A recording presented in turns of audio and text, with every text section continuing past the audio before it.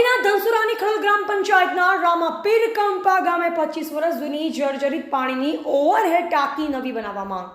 પાણીની ટાંકીની આજુબાજુ વીજળીના થાંભલા, બાલ મંદિર અને અવરજવરનો મુખ્ય માર્ગ પણ છે.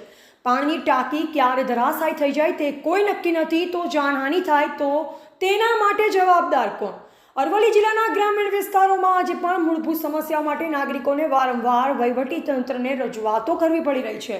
ખરેખર લોકશાહી સિસ્ટમ માટે ખૂબ જ મોટી શરમજનક બાબત કહેવાય. આવું જ કંઈક ધનસુરા તાલુકામાં આવેલી ખડોલ ગ્રામ પંચાયતના રામાપીર કંપા ગામે બનવા પામી છે.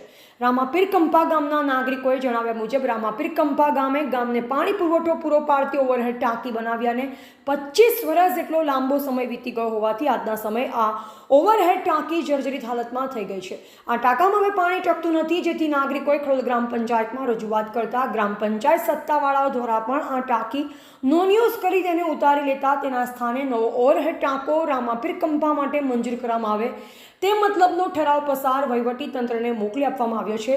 જે વાતને આજે ઘણો સમય થયો હોવા છતાં પણ વહીવટી તંત્ર દ્વારા બાબતે કોઈ જ કાર્યવાહી કરવામાં આવી નથી, જેથી ખડોલ ગ્રામ પંચાયતના રામાપીર કંપા ગામના નાગરિકોની માંગ છે કે જૂના ટાંકાને ઉતારી લઈ નવો ટાંકો મંજૂર કરી બનાવી આપવામાં આવે. ટીવીટી ન્યૂઝ નેટવર્ક સાથે રિપોર્ટર પિયુષ કુમાર, ખડોલ.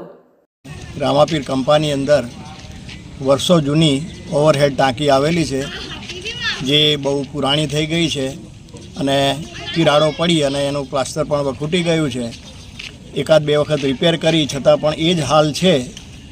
એની આજુબાજુમાં વસ્તી છે, બાલ મંદિર આવેલું છે અને લાઇટની હાઈ ટેન્શન લાઇન પણ આવેલી છે. એટલે ક્યારે આ ધરાશાયી થાય એ કહી શકાય એવું નથી અને વારંવાર રજૂઆતો કરવા છતાં પણ હજુ કોઈ એનો નિકાલ આવેલ નથી. તો વહેલામાં વહેલી તકે આનું કંઈક નિકાલ થાય અને એ ટાંકી પાડી અને નવી બનાવવામાં આવે એવી અમારી ગામ લોકોને વિનંતી છે.